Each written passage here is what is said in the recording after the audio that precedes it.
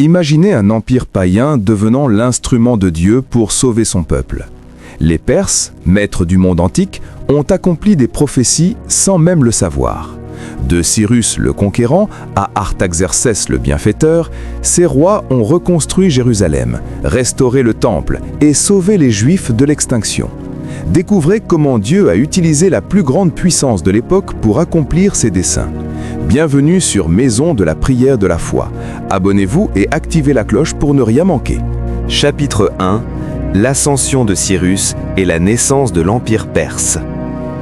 L'histoire des Perses ne commence pas dans les palais dorés et les salles du trône éclatantes que nous imaginons aujourd'hui.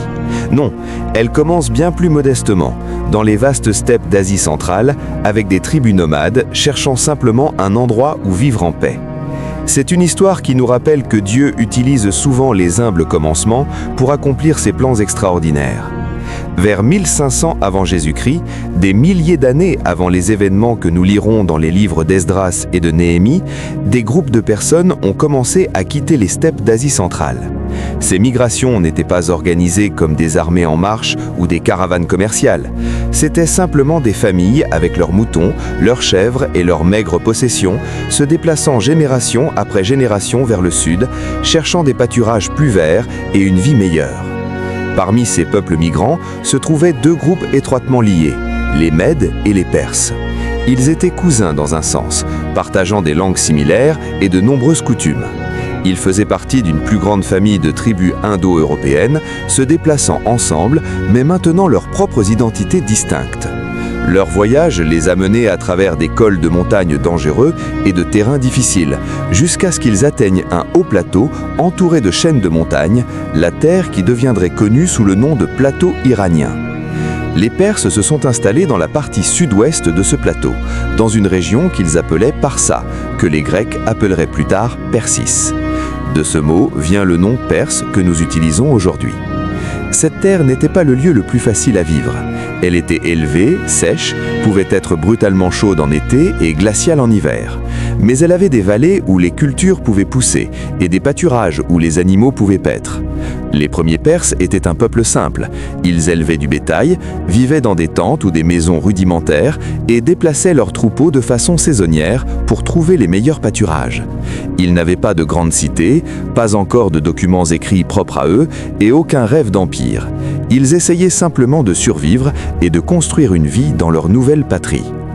Pendant des centaines d'années, les tribus perses ont vécu dans l'ombre de puissances plus grandes. À l'ouest, en Mésopotamie, l'empire assyrien s'était élevé pour devenir la force militaire la plus redoutée du monde antique. Les Assyriens étaient des maîtres de la guerre de siège et utilisaient la terreur comme une arme. Ils détruisaient des villes, déportaient des populations entières et exigeaient des tribus de tous ceux qui étaient à leur portée. Les tribus perses, encore faiblement organisées et relativement faibles, n'avaient d'autre choix que de se soumettre. Elles payaient des impôts aux suzerains assyriens et acceptaient leur place en tant que sujets d'un empire étranger. Les Assyriens traitaient durement les peuples conquis. Ils croyaient au contrôle absolu et ne montraient aucune pitié envers ceux qui résistaient. Pour les Perses, cela signifiait envoyer leurs meilleurs produits, bétail, métaux, objets artisanaux, vers les capitales assyriennes lointaines. Cela signifiait regarder des fonctionnaires assyriens venir inspecter leurs terres et collecter ce qui était dû. Cela signifiait vivre avec la conscience constante qu'ils n'étaient pas maîtres de leur propre destin. Ils vivaient sous le joug, attendant un changement qui semblait ne jamais venir. Puis, en 612 avant Jésus-Christ, quelque chose de dramatique s'est produit. L'empire assyrien, qui avait semblé invincible pendant des siècles, s'est effondré. Une coalition de Babyloniens et de Mèdes, ses cousins des Perses qui s'étaient installés au nord, a attaqué le cœur assyrien et détruit leurs grandes villes, y compris Ninive. La chute de la Syrie fut complète et brutale. Mais pour les Perses, un maître a simplement remplacé un autre. Les Mèdes, ayant aidé à détruire la Syrie, ont construit leur propre empire. Ils ont uni diverses tribus iraniennes sous leur règne et établi leur capitale à Ecbatane, haut dans les montagnes du Zagros. L'empire Mède n'était pas aussi cruel que la Syrie l'avait été. Après tout, les Mèdes et les Perses étaient des peuples apparentés avec des cultures similaires. Mais les Perses étaient toujours des sujets, pas des dirigeants. Leurs chefs tribaux répondaient au roi Mède, leurs jeunes hommes servaient dans les armées mèdes, leurs richesses coulaient vers le nord, vers Ecbatane. Pour les Perses, des siècles avaient passé et ils restaient sous la coupe de quelqu'un d'autre. Pourtant, pendant ce temps, ils apprenaient, observant comment les empires étaient construits, comment les armées étaient organisées, comment le pouvoir était maintenu. Ces leçons ne seraient pas oubliées. Vers 559 avant Jésus-Christ, la direction des tribus perses est passée à un jeune homme nommé Cyrus. Il appartenait à la famille Achéménide, une lignée noble qui retraçait son ascendance sur plusieurs générations jusqu'à un fondateur nommé Achéménès. Les Achéménides avaient servi comme dirigeants locaux en Perse pendant des années, mais toujours en tant que vassaux. Ils gouvernaient au nom des rois Mèdes, pas de leur propre chef. Cyrus était différent des dirigeants perses qui l'avaient précédé. Dès son jeune âge, il a montré des qualités exceptionnelles. Il était intelligent, charismatique et possédait un don naturel pour le leadership qui attirait les gens vers lui. Mais il avait aussi quelque chose d'autre, l'ambition. Pas la petite ambition d'un chef local voulant une plus grande part de tribu, mais la grande vision de quelqu'un qui voyait des possibilités que d'autres ne pouvaient imaginer. Selon la tradition perse, la mère de Cyrus était une princesse Mède, fille d'Astiage, le roi des Mèdes. Cela faisait de Cyrus à moitié perse et à moitié Mède par le sang, un héritage qui s'avérerait important dans les années à venir. Il a grandi en comprenant les deux cultures, parlant les deux langues et se voyant comme un pont entre deux peuples qui devaient être unis plutôt que divisés en dirigeants et sujets. Cyrus a hérité du trône des tribus perses de son père, Cambyse Ier. À cette époque, la Perse était encore fermement sous contrôle mède. Le roi mède Astiage siégeait à Ecbatane, bien plus riche et puissant que n'importe quel dirigeant perse. Mais Cyrus a regardé la situation et a vu une faiblesse là où d'autres voyaient la force. Il a remarqué que beaucoup de gens dans l'empire mède étaient mécontents. Pas seulement les Perses, mais les Mèdes eux-mêmes qui étaient fatigués du règne dur d'Astiage. Il a observé la politique de la cour mède et a reconnu que l'empire n'était pas aussi solide qu'il paraissait. Et il a commencé à planifier. Vers 553 avant Jésus-Christ, Cyrus a pris une décision qui changerait l'histoire. Il s'est ouvertement rebellé contre la domination mède et a déclaré l'indépendance perse. C'était un risque énorme. L'empire mède était vaste et puissant, avec des armées expérimentées et des ressources qui dépassaient de loin ce que la Perse possédait. Si Cyrus échouait, lui et tous les dirigeants perses qui le soutenaient seraient probablement exécutés, et leur peuple subirait de terribles conséquences. Mais Cyrus s'était préparé avec soin. Il avait construit un soutien parmi les tribus perses, leur promettant la liberté et une part de la richesse qui viendrait du fait de se gouverner eux-mêmes plutôt que de servir les autres. Il avait également secrètement pris contact avec des nobles et des généraux mèdes mécontents qui étaient fatigués de la tyrannie d'Astiage. Le roi Mède était devenu paranoïaque et cruel dans sa vieillesse, aliénant les personnes même dont il avait besoin pour maintenir son pouvoir. La guerre entre les Perses et les Mèdes a duré environ 3 ans. Les détails exacts des batailles sont perdus dans l'histoire, mais nous savons que Cyrus s'est révélé être un commandant militaire brillant. Il a choisi ses batailles avec soin, a utilisé le terrain montagneux à son avantage et a géré ses forces plus petites avec une habileté exceptionnelle. Plus important encore, il a mené une guerre politique parallèlement à la guerre militaire. Le moment décisif est venu lorsque des portions de l'armée mède, dont certains des propres généraux d'Astiage, ont fait défection à Cyrus pendant une bataille cruciale. Ils ont simplement changé de camp, amenant leurs troupes avec eux. Ce n'était pas seulement de la chance, c'était le résultat de la diplomatie soigneuse de Cyrus et de la haine authentique que beaucoup de Mèdes ressentaient pour leur roi. En 550 avant Jésus-Christ, Cyrus avait capturé Astiage lui-même et pris le contrôle de la capitale mède d'Ecbatane.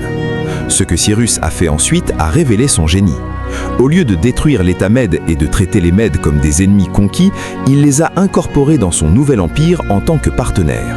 Il a gardé Ecbatane comme l'une de ses capitales.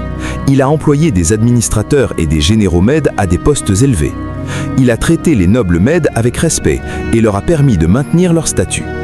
Cette politique d'inclusion a accompli 2 choses. Elle a empêché une longue résistance amère de la part des Mèdes et elle a immédiatement doublé le pouvoir de Cyrus en ajoutant les ressources et la main-d'œuvre mède à la force perse. L'Empire perse était né et il montrait déjà la tolérance et la sagesse qui deviendraient sa marque distinctive. Avec la Médie sécurisée, Cyrus a tourné son attention vers l'ouest. À travers la région égéenne, dans ce qui est aujourd'hui la Turquie, se trouvait le royaume de Lydie. La Lydie était fabuleusement riche. Sa capitale, Sardes, était connue dans tout le monde antique pour ses richesses. Les Lydiens avaient inventé la monnaie frappée et leur roi Crésus était si riche que son nom est devenu synonyme de richesse. Même aujourd'hui, nous disons que quelqu'un est riche comme Crésus. Crésus a observé l'ascension de Cyrus avec alarme. La chute de la Médie avait déplacé l'équilibre des pouvoirs dans la région et Crésus voyait l'Empire perse en expansion comme une menace pour son royaume. Avant de prendre des décisions militaires, Crésus a fait ce que beaucoup de dirigeants anciens faisaient.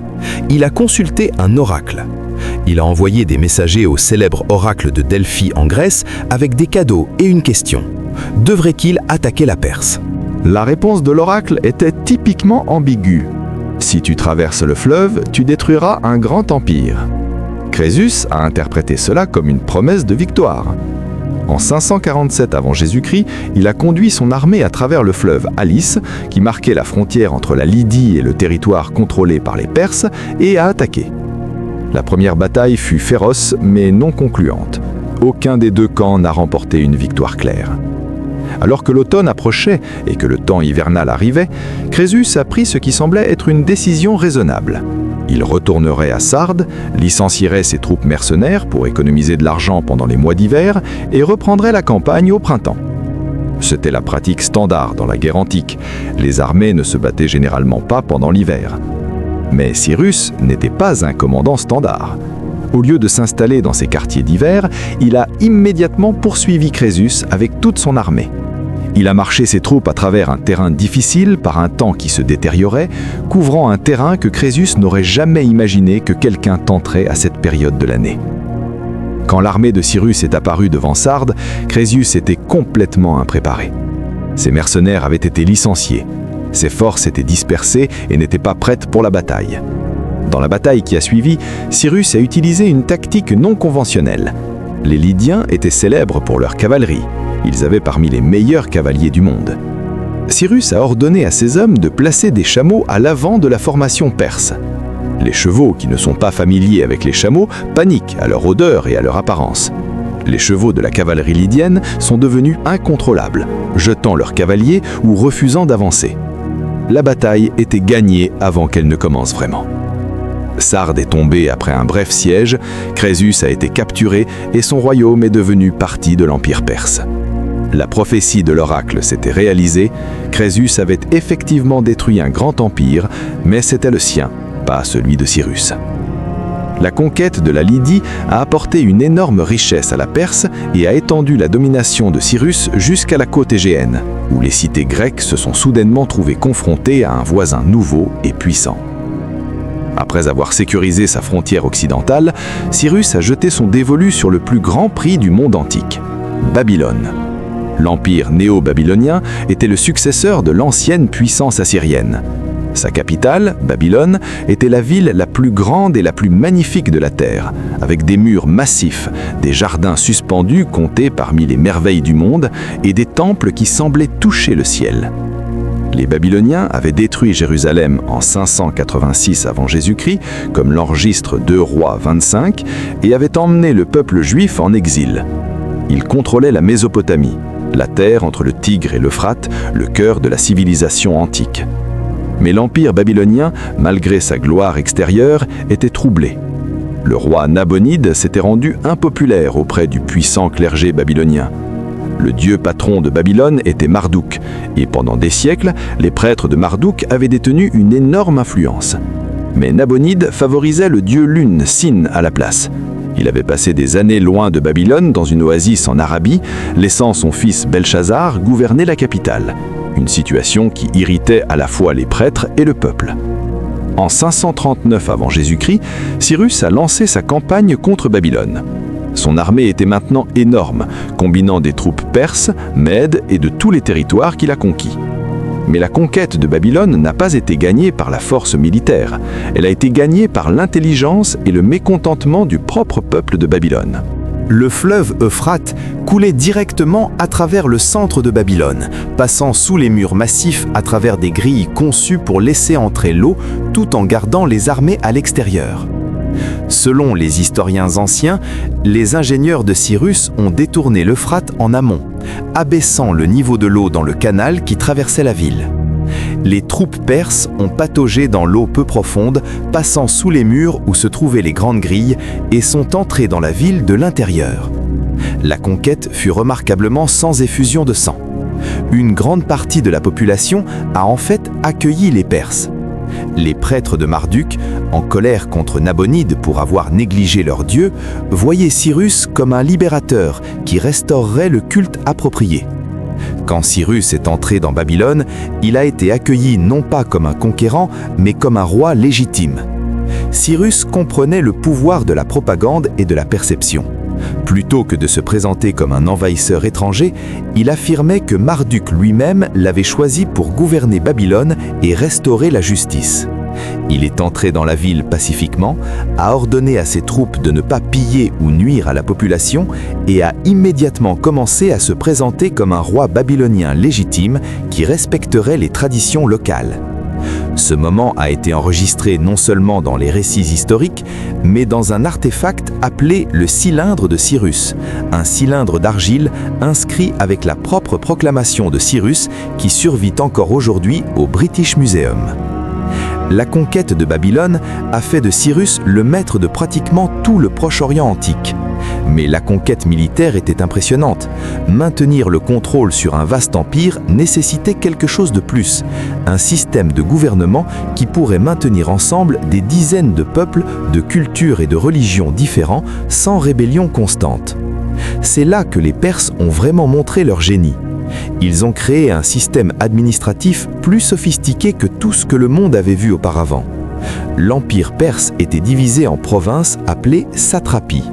Chaque satrapie était gouvernée par un satrape, essentiellement un gouverneur régional qui représentait l'autorité du roi. Les satrapes étaient généralement des nobles perses ou mèdes, des personnes en qui le roi avait confiance. Ils avaient un énorme pouvoir dans leur province. Ils collectaient les impôts, commandaient les forces militaires locales, administraient la justice et représentaient le roi dans toutes les affaires. À bien des égards, un satrape gouvernait sa province presque comme un roi lui-même. Mais les Perses comprenaient que donner trop de pouvoir aux dirigeants locaux pouvait conduire à la rébellion. Ils ont donc créé un système de freins et contrepoids. Des inspecteurs royaux, connus sous le nom des yeux et oreilles du roi, voyageaient dans tout l'empire. Ces inspecteurs rapportaient directement au roi et pouvaient apparaître à tout moment pour auditer l'administration d'un satrape. Ils vérifiaient les registres fiscaux, enquêtaient sur les plaintes et s'assuraient que le satrape gouvernait honnêtement et loyalement. Un satrape pouvait être puissant, mais il était toujours surveillé. Les Perses ont également construit une infrastructure incroyable pour maintenir leur empire. Ils ont construit des milliers de kilomètres de routes. La plus célèbre était la route royale, qui s'étendait de Sardes à l'ouest jusqu'à Suse au cœur de la Perse, une distance d'environ 2600 km. Ce n'était pas de simples chemins de terre, mais des routes aménagées avec des stations de repos placées à intervalles réguliers. Un messager royal à cheval pouvait parcourir toute la longueur en environ 7 jours, en changeant de chevaux aux stations. Un voyage qui prendrait aux voyageurs ordinaires 3 mois. L'historien grec Hérodote a écrit avec admiration « Ni neige, ni pluie, ni chaleur, ni obscurité de la nuit n'empêchent ces courriers d'accomplir leur ronde désignée aussi rapidement que possible ». Cette phrase a plus tard inspiré la devise non officielle du service postal des États-Unis.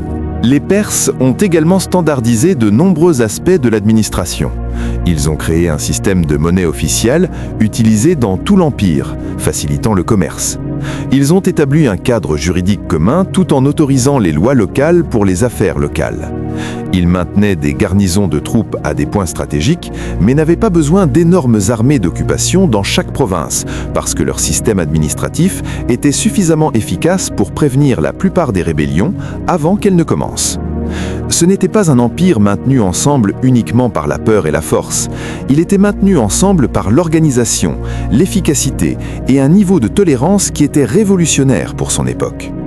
Peut-être l'aspect le plus remarquable de la domination perse, et celui le plus important pour comprendre leur rôle dans l'histoire biblique, était leur approche de la religion et des cultures locales. Les empires précédents avaient généralement adopté l'une des deux approches envers les peuples conquis. Soit ils essayaient d'imposer leur propre religion et culture à tout le monde, soit ils détruisaient systématiquement les traditions locales pour empêcher toute base de résistance unifiée.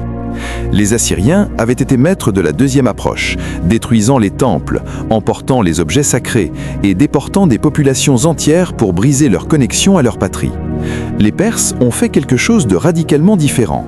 Ils ont permis aux peuples conquis de garder leur religion, leur langue, leurs coutumes et leur forme locale de gouvernement tant qu'ils payaient leurs impôts et restaient loyaux à l'autorité perse.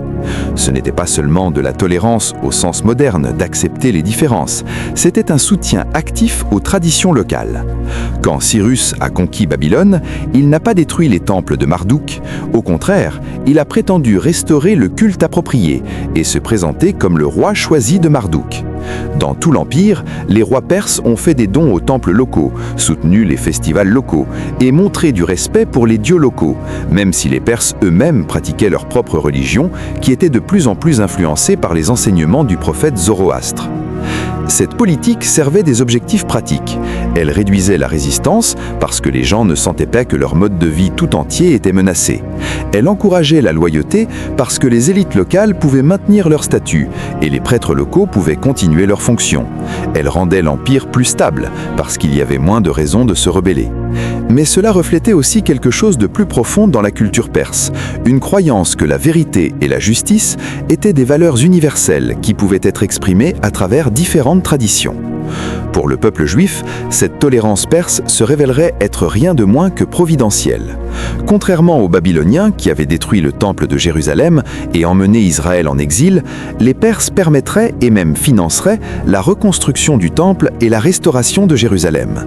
Ils permettraient aux Juifs de retourner dans leur patrie, de se gouverner selon leurs propres lois et d'adorer leur Dieu librement. Le prophète Ésaïe, écrivant de nombreuses années avant même que Cyrus ne soit né, avait d'une manière ou d'une autre su cela. Dans Ésaïe 44, 28, parlant de Cyrus, le prophète a écrit « Il est mon berger et accomplira tout ce qui me plaît. Il dira de Jérusalem qu'elle soit rebâtie, et du temple que tes fondations soient posées. » Et dans Ésaïe 45, 1, Dieu a dit par le prophète « Ainsi parle l'Éternel à son oint, à Cyrus, qu'il tient par la main pour terrasser les nations devant lui. » Un roi païen appelé loin de Dieu, un empire étranger utilisé comme instrument de Dieu. L'approche perse pour gouverner leur vaste royaume, si différente des empires cruels qui étaient venus avant, deviendrait le moyen par lequel Dieu accomplirait ses promesses à son peuple.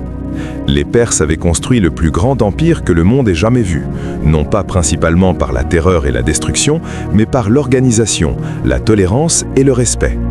Et maintenant, cet empire se tenait prêt à jouer son rôle dans le déploiement du plan de Dieu pour Israël. Dieu avait préparé la scène.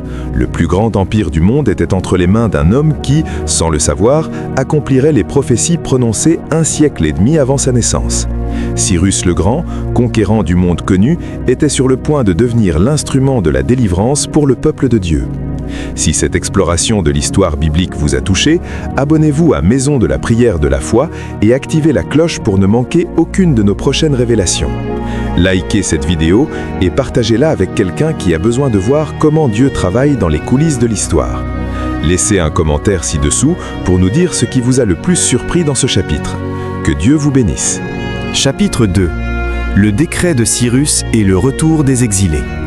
Quand Cyrus est entré triomphalement dans Babylone en 539 avant Jésus-Christ, il a trouvé parmi la population diverse de la ville une communauté de personnes qui vivaient là depuis près de 50 ans, les Juifs. Ces hommes, ces femmes, ces enfants étaient les descendants de ceux qui avaient été arrachés de force à leur patrie en Juda par le roi Nabuchodonosor. L'exil s'était produit par vagues successives, chaque déportation apportant son lot de souffrance et de désespoir. Mais le coup le plus dévastateur était venu en 586 avant Jésus-Christ, lorsque les armées de Nabuchodonosor avaient détruit Jérusalem et réduit en cendres le magnifique temple de Salomon, comme l'enregistre 2 Rois 25, 8 à 9. Écoutez ces paroles déchirantes. Le 7e jour du 5e mois, la 19e année du règne de Nabuchodonosor, roi de Babylone, Nebuzaradan, chef des gardes, serviteur du roi de Babylone, arriva à Jérusalem. Il brûla la maison de l'Éternel, la maison du roi et toutes les maisons de Jérusalem. Il brûla par le feu toutes les maisons de quelque importance. Imaginez la scène, la ville sainte en flammes, le temple, la demeure même de Dieu parmi son peuple, réduit en cendres et en décombres. Les Juifs avaient été emmenés dans une terre étrangère, laissant derrière eux les ruines de leur ville sainte. Tout semblait perdu, l'alliance semblait brisée. La promesse faite à Abraham, à Isaac, à Jacob, à David, toutes ces promesses semblaient s'être évanouies dans la fumée qui s'élevait au-dessus de Jérusalem détruite.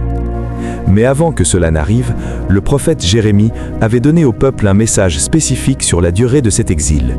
Ce n'était pas un message vague ou ambigu, c'était une prophétie précise avec une date limite claire. Dans Jérémie 25, 11-12, Dieu avait déclaré « Tout ce pays sera réduit en ruines et en désert, et ces nations seront asservies au roi de Babylone pendant 70 ans. » Mais lorsque ces 70 ans seront accomplis, je châtierai le roi de Babylone et cette nation, dit l'Éternel, à cause de leurs iniquités. Je punirai le pays des Chaldéens et j'en ferai des solitudes éternelles. 70 ans, c'était la sentence. 70 ans d'exil et ensuite la délivrance. Pendant ces longues décennies à Babylone, la communauté juive s'est adaptée à la vie dans une terre étrange tout en s'accrochant désespérément à son identité. Ils se sont installés dans divers endroits, particulièrement le long de la rivière Kébar. Certains juifs se sont élevés à des positions d'influence dans la société babylonienne, Daniel et ses compagnons étant les exemples les plus célèbres. Mais la plupart vivaient comme des résidents ordinaires, travaillant, élevant des familles, essayant de maintenir leur foi sans temple, sans prêtre offrant des sacrifices, sans les rituels qui avaient défini leur culte pendant des générations. Comment adorer Dieu sans temple? Comment rester le peuple de Dieu sans les sacrifices prescrits par la loi de Moïse? Les Juifs ont développé de nouvelles façons de pratiquer leur foi. Ils se rassemblaient pour lire les Écritures, pour prier, pour se souvenir de qui ils étaient en tant que peuple de Dieu. Ces rassemblements évolueront finalement en ce que nous connaissons comme des synagogues. Ils se sont soigneusement préservé leurs écrits sacrés, maintenu des registres de leur lignée familiale, ce qui se révélera crucial plus tard, et gardé vivantes les histoires de leurs ancêtres. Le prophète Ézéchiel a exercé son ministère parmi ces exilés, partageant des visions de Dieu qui à la fois les défiaient et les réconfortaient, leur rappelant que même à Babylone, loin de Jérusalem, Dieu n'avait pas abandonné son peuple. Dans leur maison, dans leur cœur, dans leur rassemblement secret, ils se souvenaient. Ils se souvenaient de Sion, ils se souvenaient du temple, ils se souvenaient des promesses de Dieu. Et ils attendaient. Année après année, ils attendaient que les 70 ans s'accomplissent. Puis, en 539 avant Jésus-Christ, tout a changé. Cyrus est entré dans Babylone. L'empire qui les avait tenus captifs pendant près de 50 ans était tombé en une seule nuit. Un nouveau maître régnait sur eux maintenant, mais ce maître serait différent de tout ce qu'ils avaient connu. Juste un an après avoir conquis Babylone, en 538 avant Jésus-Christ, Cyrus a fait quelque chose qui a choqué le monde antique. Il a publié un décret autorisant les Juifs à retourner dans leur patrie et à reconstruire leur temple. Ce n'était pas une permission tranquille et réticente, c'était une proclamation publique qui a été diffusée dans tout l'Empire. Le livre d'Esdras préserve ce décret au chapitre 1, versets 2 à 4. Écoutez ces paroles extraordinaires. « Ainsi parle Cyrus, roi de Perse. L'Éternel, le Dieu des cieux, m'a donné tous les royaumes de la terre et il m'a chargé de lui bâtir une maison à Jérusalem, en Juda. Qui parmi vous est de son peuple? Que son Dieu soit avec lui et qu'il monte à Jérusalem en Juda et bâtisse la maison de l'Éternel, le Dieu d'Israël, du Dieu qui est à Jérusalem. Dans tout lieu où séjournent des restes du peuple de l'Éternel, les gens du lieu leur donneront de l'argent, de l'or, des effets, du bétail, avec des offrandes volontaires pour la maison de Dieu qui est à Jérusalem. » Arrêtez-vous un instant et réalisez l'extraordinaire nature de ce décret. Premièrement, Cyrus a reconnu l'Éternel, le Dieu d'Israël, comme le Dieu des cieux. Des paroles remarquables venant d'un roi païen. Il n'a pas dit « votre Dieu » ou « le Dieu des Juifs » avec mépris. Il a dit « l'Éternel, le Dieu des cieux, m'a donné tous les royaumes de la terre ». Cyrus reconnaissait que son pouvoir, sa conquête, son empire même, tout venait du Dieu d'Israël. Deuxièmement, il n'a pas simplement permis aux Juifs de retourner, il a commandé qu'on leur donne des ressources pour les aider à reconstruire.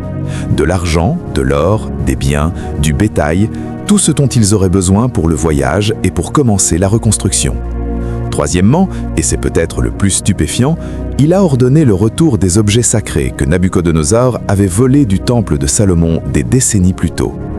Esdras 1, 7, 8 enregistre: Le roi Cyrus fit sortir les ustensiles de la maison de l'Éternel que Nabuchodonosor avait emportés de Jérusalem et placés dans la maison de son Dieu. Cyrus, roi de Perse, les fit sortir par Mithrédate, le trésorier, qui les remit à Sheshbazzar, prince de Juda. L'inventaire était précis et détaillé, 5400 articles d'or et d'argent. Ce n'était pas simplement des objets de valeur, c'étaient des articles saints qui appartenaient à la maison de Dieu. Et maintenant, après presque 50 ans de captivité babylonienne, ils rentraient à maison. Mais ce qui rendait ce décret encore plus remarquable, c'est qu'il avait été prophétisé longtemps avant la naissance de Cyrus.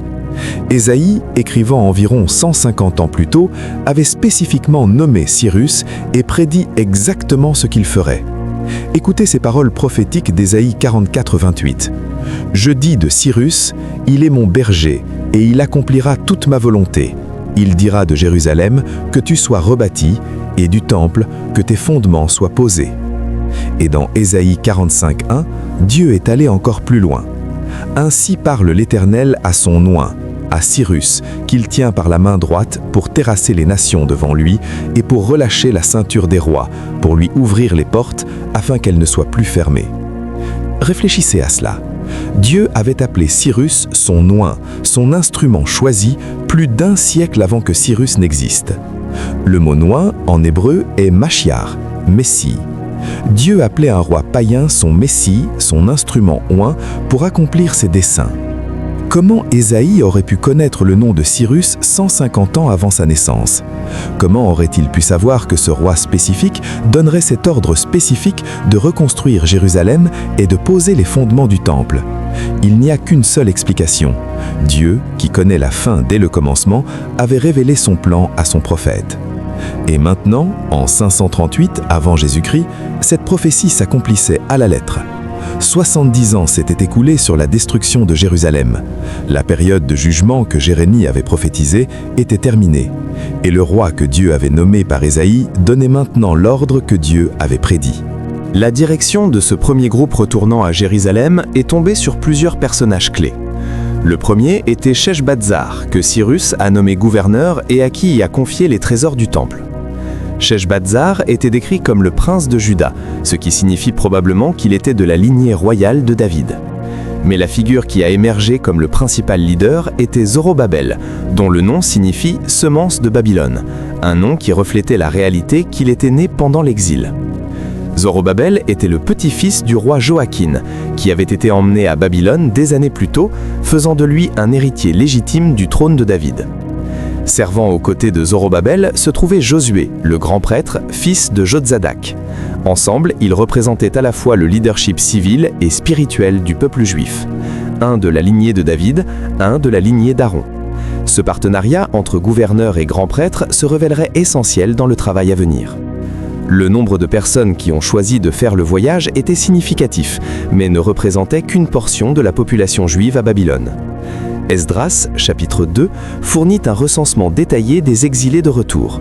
Le verset 64 résume « Toute l'assemblée réunie était de 42 360 personnes. » Mais ce nombre ne comptait que les hommes. Quand on ajoutait leurs femmes, leurs enfants et d'autres membres de la famille, le total était beaucoup plus important. De plus, le verset 65 note « Sans compter leurs serviteurs et leurs servantes au nombre de 7337. » Parmi eux se trouvaient 200 chantres et chanteuses. La caravane comprenait également 736 chevaux, 245 mulets, 435 chameaux et 6720 ânes pour transporter les provisions et aider à transporter ceux qui ne pouvaient pas marcher toute la distance. C'était une entreprise énorme. Le voyage de Babylone à Jérusalem couvrait environ 900 000, pas en ligne droite, mais en suivant les routes commerciales anciennes à travers le désert et le terrain montagneux. Le voyage prendrait environ 4 mois. Ils ne pouvaient pas voyager pendant les mois d'été les plus chauds ou les mois d'hiver les plus froids. Ils devaient se protéger contre les bandits et les animaux sauvages. Et ils voyageaient avec des personnes âgées, de jeunes enfants et une cargaison précieuse, y compris les vases sacrés du temple. Tous les Juifs n'ont pas choisi de retourner. Beaucoup s'étaient construits des vies confortables à Babylone au cours des 5 dernières années. Ils avaient des maisons, des entreprises, des relations. Certains avaient probablement peur des difficultés qu'ils affronteraient dans une terre ruinée. D'autres ont peut-être douté que la restauration réussirait réellement. Pensez-y, si vous aviez vécu toute votre vie à Babylone, si vous aviez une maison confortable, un travail stable, si vos enfants étaient nés là-bas et ne connaissaient rien d'autre, pourquoi tout quitter pour un voyage dangereux vers une terre que vous n'aviez jamais vue pour reconstruire une ville qui était en ruine depuis avant votre naissance ? Mais ceux qui sont retournés étaient motivés par quelque chose de plus profond que le confort ou la sécurité. Ils répondaient à l'appel de Dieu de reconstruire ce qui avait été détruit, de restaurer le culte, de réclamer leur héritage. Ils étaient prêts à laisser derrière eux tout ce qui leur était familier pour un avenir incertain, trustant que Dieu accomplira ses promesses. Imaginez la scène alors qu'ils se préparaient à partir. Des familles emballant leurs possessions, disant au revoir à des amis et à des proches qui restaient. Des enfants posant des questions sur cette Jérusalem dont ils avaient entendu parler dans les histoires mais qu'ils n'avaient jamais vue. Des personnes âgées qui se souvenaient vaguement de Juda avant l'exil, se demandant s'ils vivraient assez longtemps pour revoir leur patrie. C'était un exode, pas aussi grand que celui d'Égypte sous Moïse, mais un exode tout de même. Un peuple quittant la captivité, retournant à la terre promise, portant avec eux les trésors sacrés de leur foi et l'espoir de la restauration. Les exilés de retour sont arrivés à Jérusalem pour trouver leur ville bien-aimée en ruine. Les murs abattus, les maisons détruites, et là où le magnifique temple de Salomon s'était autrefois dressé, il n'y avait que décombres et âsres. 50 ans d'abandon avaient laissé la ville dans un état de désolation. Imaginez ce que cela devait être pour eux. Toute leur vie, ils avaient entendu parler de la gloire de Jérusalem, de la beauté du temple, de la splendeur de la cité de David. Et maintenant, ils se tenaient au milieu des ruines de cette gloire. Pour les personnes âgées qui se souvenaient de la ville avant sa destruction, cela devait être déchirant. Pour les jeunes qui ne l'avaient jamais vue, cela devait être choquant de réaliser l'ampleur de la tâche qui les attendait. Mais ils n'ont pas perdu de temps à pleurer sur ce qui était perdu.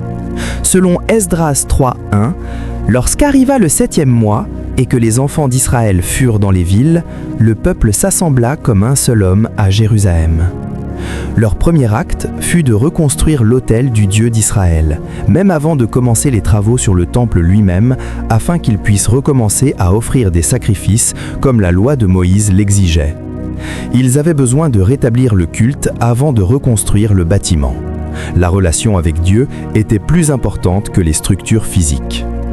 Esdras 3:2-3 décrit ce moment. Josué, fils de Jotsadak, avec ses frères les sacrificateurs, et Zorobabel, fils de Shealtiel, avec ses frères, se levèrent et bâtirent l'autel du Dieu d'Israël, pour y offrir des holocaustes, selon ce qui est écrit dans la loi de Moïse, homme de Dieu.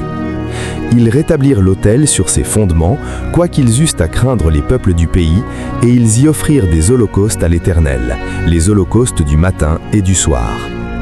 Remarquez cette phrase, « Quoiqu'ils eussent à craindre les peuples du pays ». Ils n'étaient pas seuls dans la terre. Il y avait d'autres personnes là-bas qui les observaient avec suspicion, peut-être avec hostilité. Mais malgré cette peur, ils ont construit l'autel et ont commencé à adorer. Ils ont célébré la fête des tabernacles comme prescrit dans la loi. Ils ont offert les sacrifices quotidiens. Ils ont commencé à vivre à nouveau comme le peuple de Dieu, même au milieu des ruines. L'année suivante, au 2e mois, ils ont commencé le travail réel sur le temple. Esdras 3:8 enregistre. La 2e année depuis leur arrivée à la maison de Dieu à Jérusalem, au 2e mois, Zorobabel, fils de Shealtiel, Josimé, fils de Jotsadak, avec le reste de leurs frères les sacrificateurs et les Lévites, et tous ceux qui étaient venus de la captivité à Jérusalem, se mirent à l'œuvre et chargèrent les Lévites de 20 ans et au-dessus de surveiller les travaux de la maison de l'Éternel. Ils ont embauché des maçons et des charpentiers, et suivant le modèle que Salomon avait utilisé pour le premier temple, ils ont acheté des troncs de cèdre du Liban, payant les gens de Tyr et de Sidon avec de la nourriture, des boissons et de l'huile d'olive, exactement comme le décret de Cyrus l'avait autorisé. Quand les constructeurs ont posé les fondations du temple, le moment a été marqué par une cérémonie élaborée. Les prêtres vêtus de leurs vêtements sacrés ont pris leur position avec des trompettes. Les Lévites, descendants d'Asaph, se tenaient prêts avec des cymbales pour diriger la louange. Et puis, comme décrit dans Esdras 3, 10, 11, lorsque les ouvriers posèrent les fondements du temple de l'Éternel, on fit assister les sacrificateurs en costume avec les trompettes et les Lévites fils d'Asaph avec les cymbales, afin qu'ils célébrassent l'Éternel d'après les ordonnances de David, roi d'Israël. Ils chantaient, célébrant et louant l'Éternel par ses paroles. Car il est bon, car sa miséricorde pour Israël dure à toujours. La louange a éclaté, les trompettes sont sonnées, les cymbales ont retenti. Le peuple a chanté avec joie, car il est bon, car sa miséricorde pour Israël dure à toujours. C'était un moment de triomphe, de célébration, de réalisation que Dieu tenait vraiment ses promesses. Mais ce qui s'est passé ensuite a révélé les émotions complexes de ce jour. Esdras 3, 12, 13 décrit la scène. Mais plusieurs des sacrificateurs et des Lévites et des chefs de famille âgés qui avaient vu la première maison pleuraient à grand bruit pendant qu'on posait sous leurs yeux les fondements de cette maison. Beaucoup d'autres faisaient éclater leur joie par des cris, en sorte qu'on ne pouvait distinguer le bruit des cris de joie avec le bruit des pleurs du peuple, car le peuple poussait de grands cris dont le son s'entendait au loin. Quelle scène extraordinaire! La jeune génération, ceux qui étaient nés en exil ou trop petits pour se souvenir du temple de Salomon, étaient remplis de joie pure. Ils voyaient la foi de leur peuple se concrétiser à nouveau, regardant la maison de Dieu s'élever des ruines. Mais la génération plus âgée, ceux qui pouvaient encore se souvenir de la gloire du temple de Salomon, avec son revêtement d'or, ses piliers massifs, sa grandeur, pleuraient en comparant ce qui était avec ce qui était en train d'être reconstruit. Leurs termes n'étaient pas d'ingratitude, mais de termes de perte, se souvenant de ce qui avait été détruit à cause du péché de leur nation. Joie et chagrin, espoir et deuil, tout mélangé ensemble dans un son fort qui résonnait à travers Jérusalem. Le peuple de Dieu était de retour. Le temple de Dieu était en train d'être reconstruit. Dieu était fidèle à ses promesses. Le travail sur le temple n'avait pas beaucoup progressé lorsque les exilés de retour ont rencontré leur premier obstacle sérieux. La terre n'avait pas été vide pendant les 70 ans d'exil. Divers groupes s'étaient installés dans la région. Certains avaient été amenés là délibérément par les Assyriens et les Babyloniens dans le cadre de leur politique de déplacement de population, d'autres qui s'étaient simplement déplacés dans le vide laissé par la destruction de Juda. Ces groupes avaient développé leur propre culture, qui mélangeait des éléments de la religion israélite avec le culte d'autres dieux, un mélange dangereux que les Juifs considéraient, à juste titre, comme une corruption de la vraie foi. Quand ses voisins ont entendu que les exilés reconstruisaient le temple, ils se sont approchés de Zorobabel et des autres dirigeants avec une offre. Esdras 4, verset 2 enregistre leurs paroles « Nous bâtirons avec vous, car comme vous, nous invoquons votre Dieu et nous lui offrons des sacrifices depuis le temps d'Ésar-Hadon, roi d'Assyrie, qui nous a fait monter ici. » En surface, cela semblait être une offre généreuse, mais les dirigeants ont vu à travers. Ces gens n'adoraient pas l'Éternel exclusivement, ils l'adoraient aux côtés d'autres dieux. Permettre leur aide à construire le temple compromettrait le but même de ce qu'ils faisaient. La réponse des dirigeants juifs était ferme et claire. Esdras 4, verset 3 déclare « Mais Zorobabel, Josué et le reste des chefs des familles d'Israël leur répondirent « Ce n'est pas à vous et à nous de bâtir la maison de notre Dieu. Nous la bâtirons nous seuls à l'Éternel, le Dieu d'Israël, comme nous l'a ordonné le roi Cyrus, roi de Perse. » Ce n'était pas un rejet personnel, c'était protéger la pureté du culte que Dieu exigeait. Mais le rejet a transformé les prétendants aides en ennemis actifs. Esdras 4, versets 4 et 5 décrit ce qui s'est passé ensuite. Alors les gens du pays découragèrent le peuple de Juda. Ils l'intimidèrent pour l'empêcher de bâtir et ils soudoyaient contre lui des conseillers pour faire échouer son entreprise. Il en fut ainsi pendant toute la vie de Cyrus, roi de Perse, et jusqu'au règne de Darius, roi de Perse. Ces opposants n'ont pas utilisé la violence directe, ils ont utilisé la politique et la bureaucratie. Ils ont envoyé des lettres aux fonctionnaires perses faisant des accusations contre les Juifs. Ils ont prétendu que les Juifs reconstruisaient une ville rebelle, que Jérusalem avait une histoire de révolte et que permettre la reconstruction menacerait les intérêts perses dans la région. Ils ont dépeint les Juifs non pas comme des sujets loyaux essayant d'adorer leur Dieu, mais comme des rebelles potentiels se préparant à l'insurrection. La campagne était efficace. Des questions officielles ont été soulevées, des enquêtes ont été lancées, des autorisations ont été remises en question. Et progressivement, le travail a ralenti, puis s'est arrêté. Le peuple s'est découragé. Ils ont commencé à se concentrer sur leur propre maison, leur propre champ, leur propre survie. Les fondations du temple sont restées là, incomplètes, un monument aux espoirs non réalisés. Des années ont passé, pas seulement des mois, mais des années. 16 longues années où rien n'avançait. L'opposition avait gagné, du moins pour l'instant. Mais Dieu n'avait pas oublié son peuple, et il était sur le point de les secouer de leur complaisance d'une manière qu'il n'oublierait jamais. Cette histoire vous a-t-elle touché? N'oubliez pas de vous abonner à Maison de la Prière de la Foi et d'activer la cloche de notification pour ne manquer aucun épisode de cette série extraordinaire. Likez cette vidéo si vous avez été béni et partagez-la avec quelqu'un qui a besoin de voir comment Dieu accomplit toujours ses promesses, même face à l'opposition. Commentez ci-dessous et dites-nous qu'est-ce qui vous a le plus marqué dans ce chapitre. Que Dieu vous bénisse.